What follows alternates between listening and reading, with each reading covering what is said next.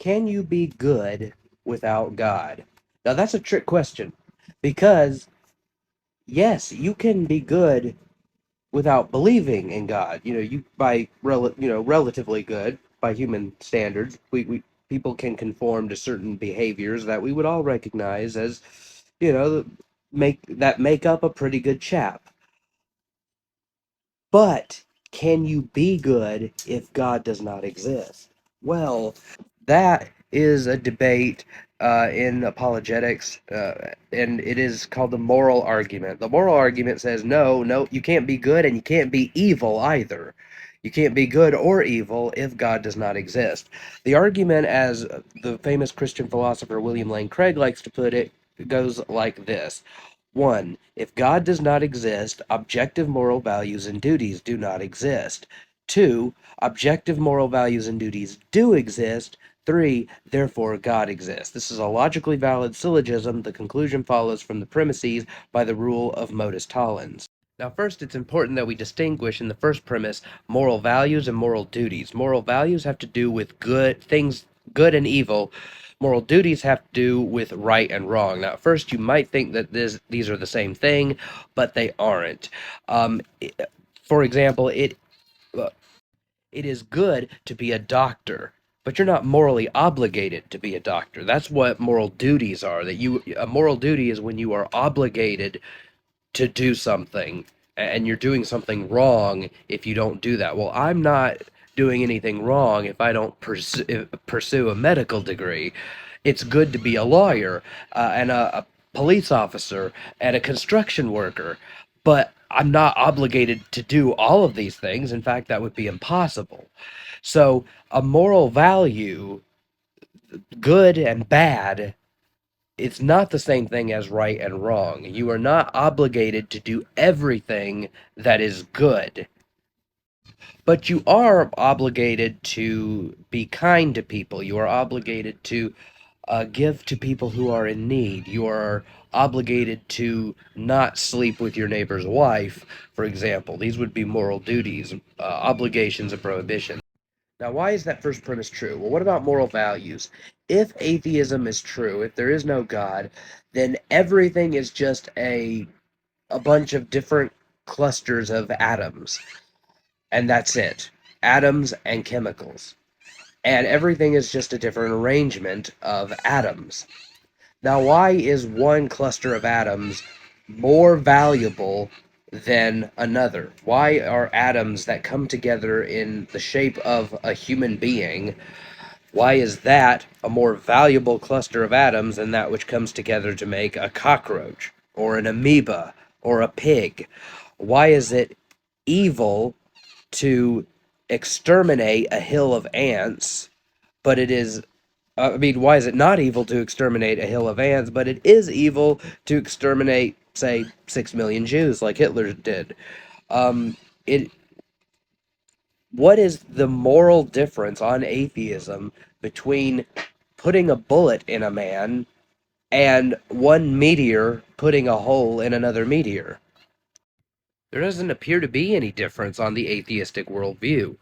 Why is it evil to cut down a man, but not evil to cut down a tree if there is no God, and if humans are not made in the image of that God? On the atheistic worldview, it does not seem that there are any grounds for objective moral values. Now, what about moral duties? Well, here I like to draw on an illustration from the philosopher J.P. Moreland. He gave this analogy at a talk at a Christian apologetics conference I went 2 years ago. He said that imagine that imagine you have two radiators, and one radiator is functioning and it causes the car to work just fine, but the other radiator doesn't. It's defective. Maybe it even makes the car explode. Um, well, we can say of the one that causes the car to work that it's a good radiator. But the one that doesn't cause the car to work is a bad radiator. It's defective. It doesn't work the way it was designed to work. It doesn't work the way it was intended to work. Radiators are designed by intelligent beings who intend them to behave in a certain way. And when they don't behave that way, when they don't do what they're supposed to do, we call them bad. Now, by contrast, imagine that if leaves from an autumn tree were to just, the wind were to just take the leaves from that tree and just blow them on to my porch in just a random configuration. It would not make any sense to say, you see that leaf? That's a bad leaf. That's a really bad leaf. There are no good or bad configurations of leaves because the the leaves got to my porch by chance and necessity. There was no design involved. There was no teleology involved. So likewise, if we were not created on purpose and for a purpose, then how can you say that any human behavior is good or any behavior is evil? It's right or that's wrong. Well, on the atheistic worldview, we weren't created by anyone intending us to treat people kindly, not kill innocent people, to care for babies rather than torture them for fun, to honor our fellow man rather than enslave them, and so on and so forth.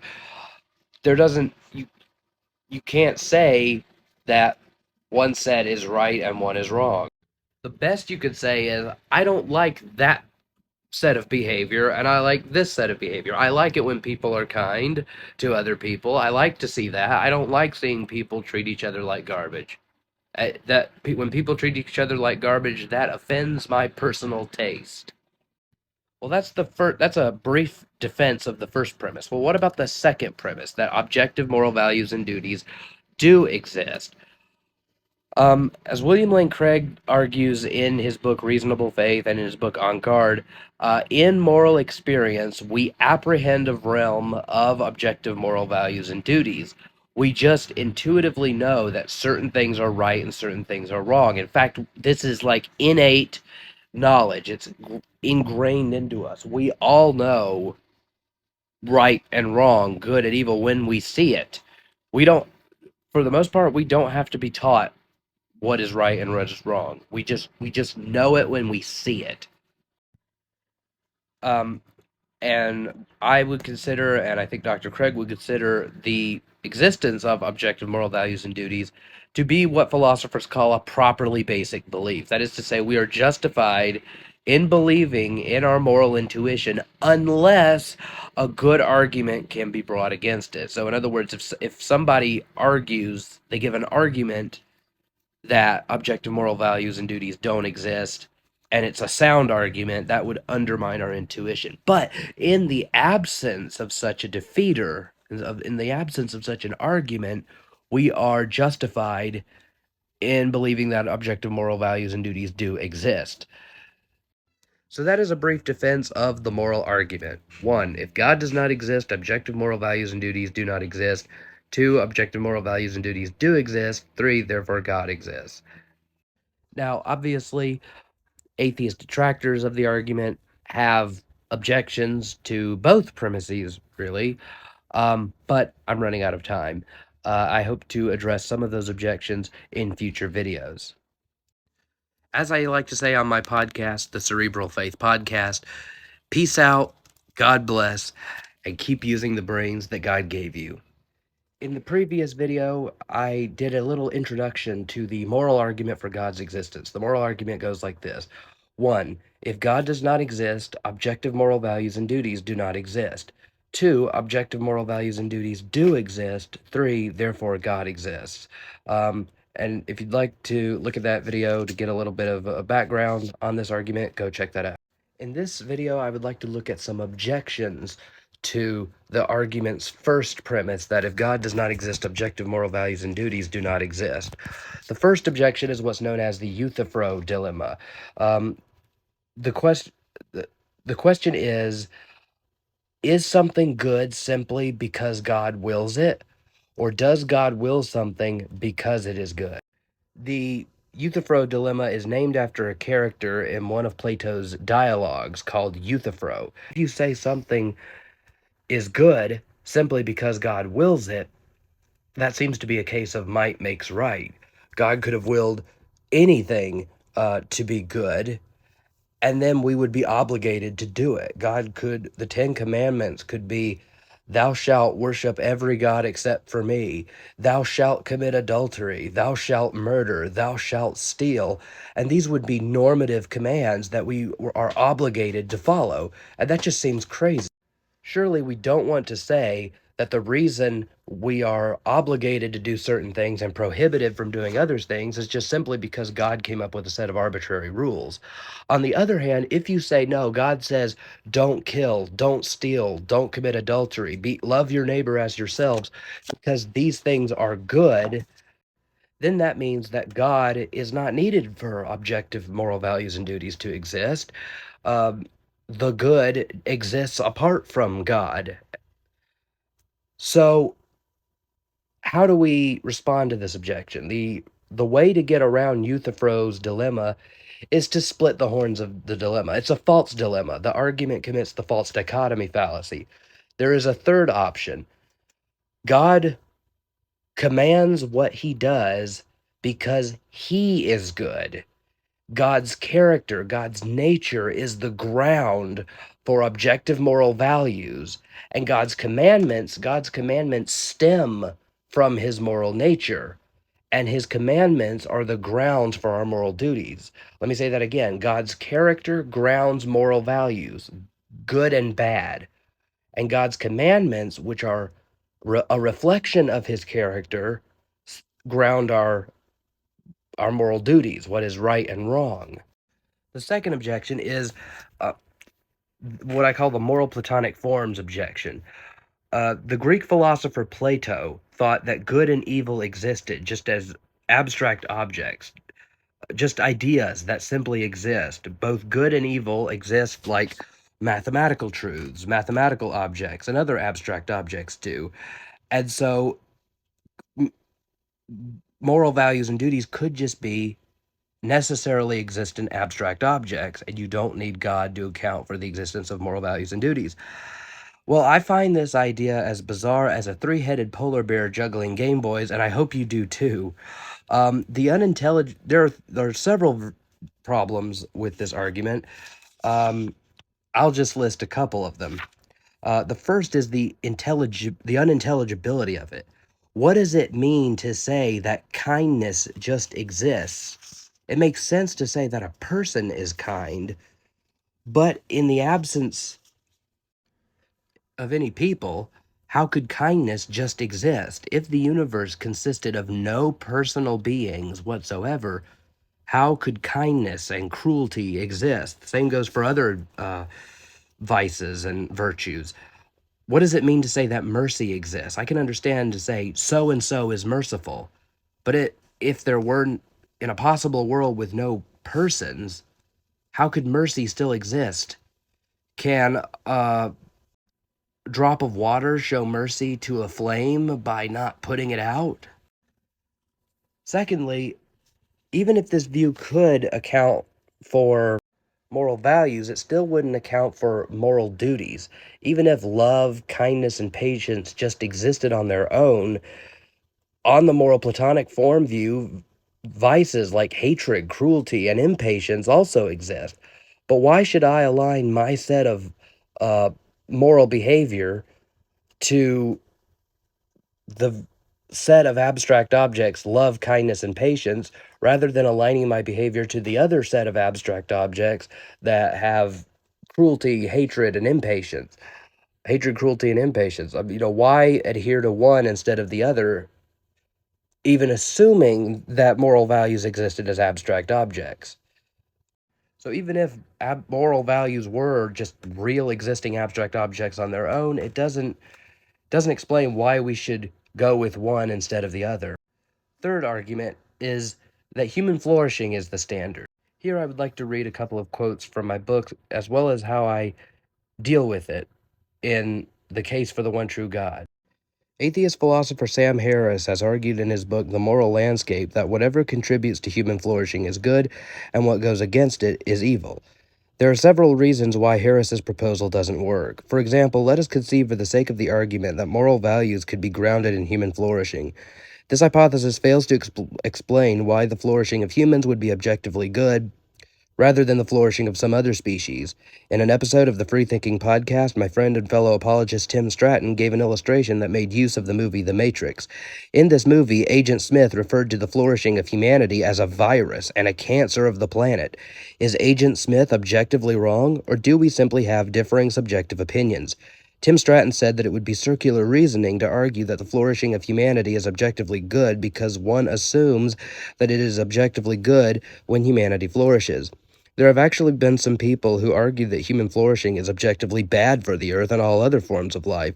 Someone actually said, if all insects on earth disappeared, within 50 years all life on earth would end. If all human beings disappeared from the earth, within 50 years all other forms of life would flourish. Let me make it clear that I agree that the flourishing of humanity is objectively good. What I'm saying is that atheism cannot adequately account for that fact. However, if God exists and created humanity on purpose and for the specific purpose to know, love, and enjoy a relationship with himself and each other, then it makes sense to say that it is objectively good for humanity to flourish. These are just a few of the ways that atheists respond to the first premise of the moral argument.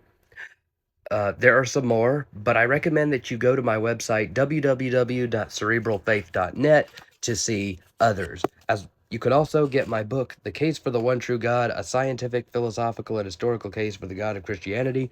It's available in both paperback and Kindle on Amazon.com.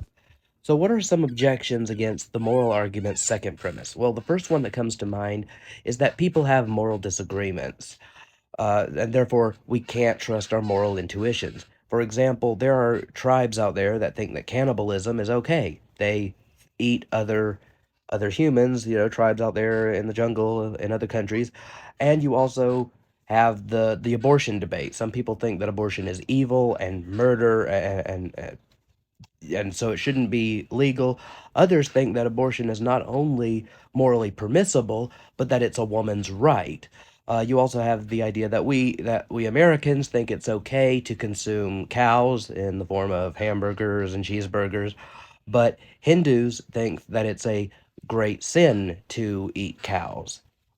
So these moral disagreements are supposed to show that our moral intuition is not reliable, and therefore we can't use it to justify believing in the existence of objective moral values and duties. Well, there are two problems with this. The first is that if you compare our moral sense with our five physical senses, like our sense of sight and our sense of hearing, and you were to do a parallel argument in that area, then you can see that the argument is fallacious.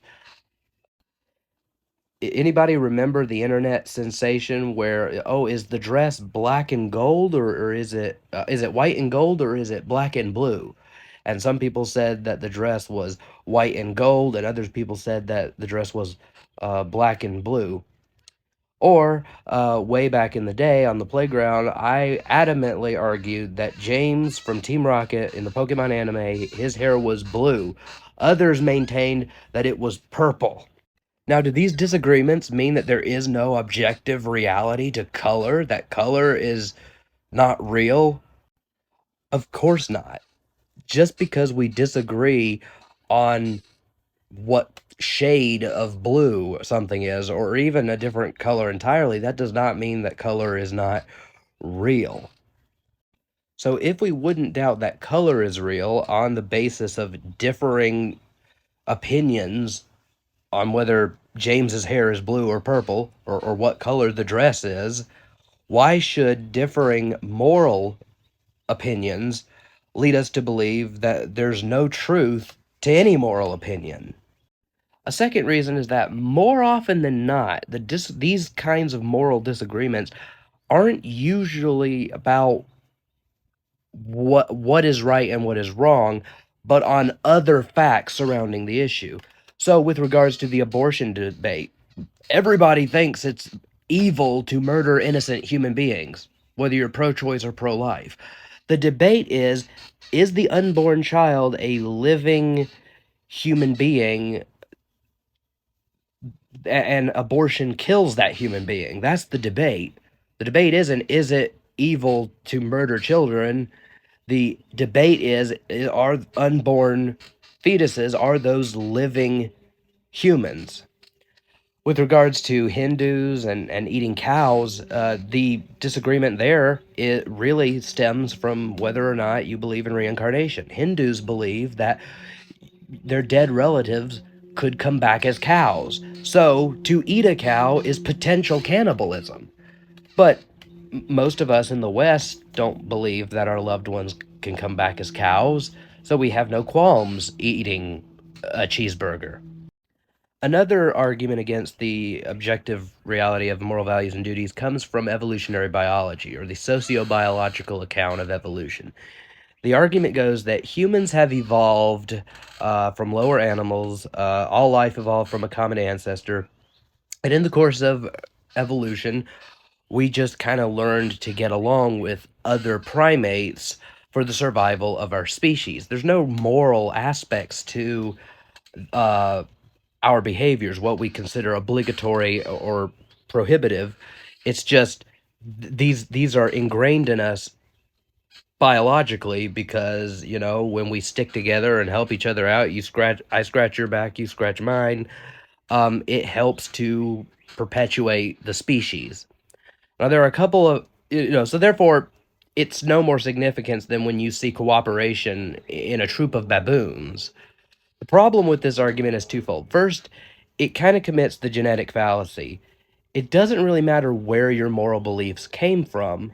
That has no bearing on the truth of your moral beliefs. You could get your moral beliefs, as William Lane Craig says, from reading tea leaves, but your belief could still nevertheless be true.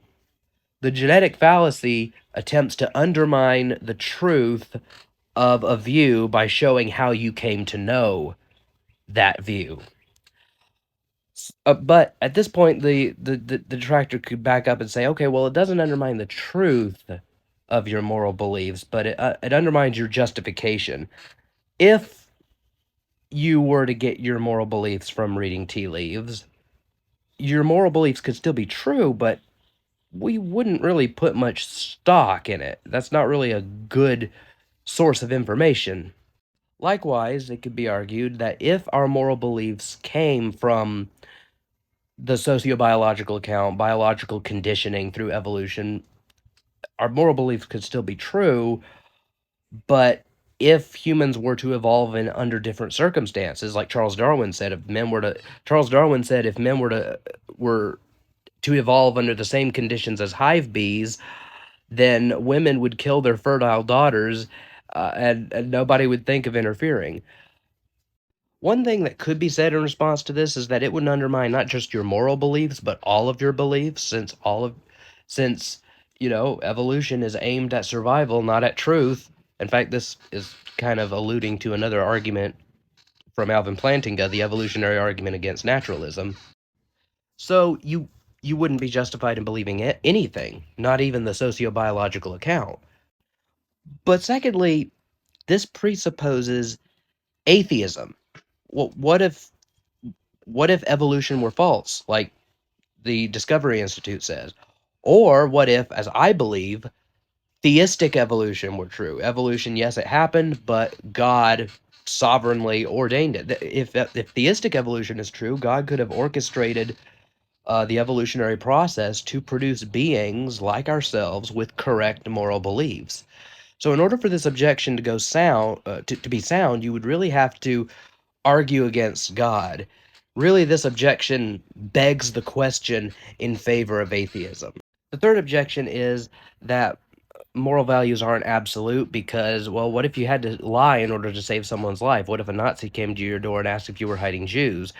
It would seem like the right thing to do there would be to lie and say, no, I'm not hiding Jews, go somewhere else. This objection attacks a straw man argument because this version of the moral argument isn't arguing for moral absolutes, but objective moral values and duties. There are some things that, depending on the circumstances, would be right, but would be wrong in other circumstances. So if you were to kill a man in self-defense, If you were to kill a man knowing, you saw him with the gun and he was headed straight, he was making a beeline for a movie theater. You saw him running through the parking lot, you would be morally obligated to kapow. But under any other circumstances, putting a bullet in a man would be murder.